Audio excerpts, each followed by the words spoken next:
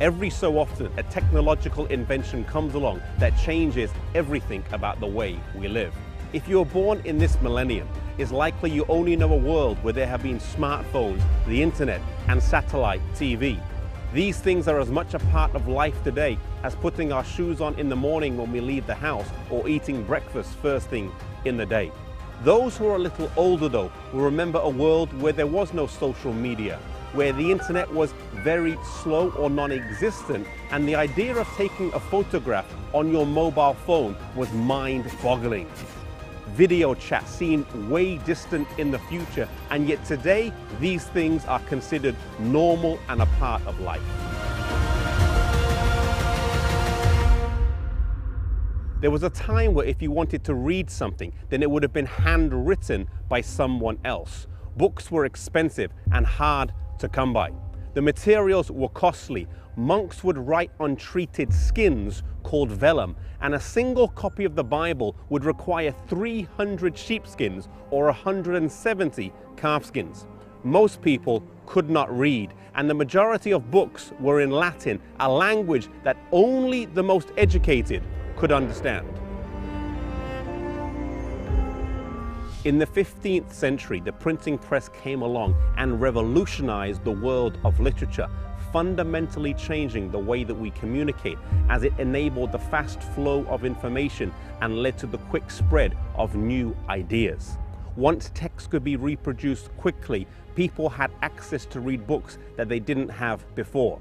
A previously illiterate populace now turned into a more educated and inquisitive one. The printing press was invented by a German goldsmith by the name of Johannes Gutenberg. The exact date of his birth is not known, as he was not a famous man during his lifetime, but it is believed he finished working on the printing press at around the year 1440. The first book to be published in several volumes and multiple copies was the Bible in 1452. The Gutenberg Bibles would prove to be immensely popular, with all 200 copies of them being sold before the copying was even complete. This was 65 years before Martin Luther published his 95 Theses, and while he was able to preach to only a relatively small number of people, the printed page would reach thousands of people in a short space of time and across national borders.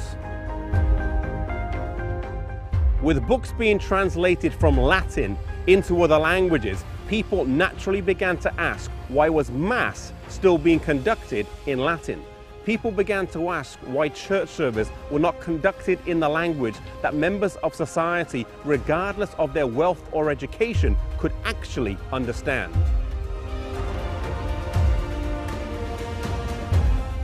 Gutenberg's printing press meant more access to information, more detailed discussion, and more widespread criticism of the authorities. As such, the printing press popularized ideas associated with the Protestant faith during the Reformation, allowing the press to shape and channel a mass movement.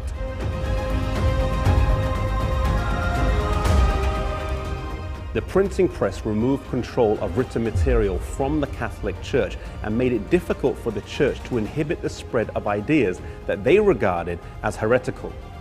Had it not been for Gutenberg's invention, the news of Luther's revolutionary ideas would not have spread as quickly as they did.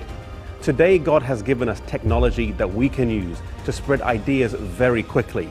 May we use the talents we have, the gifts we have, and the technology we have to spread the news of Jesus to the world today.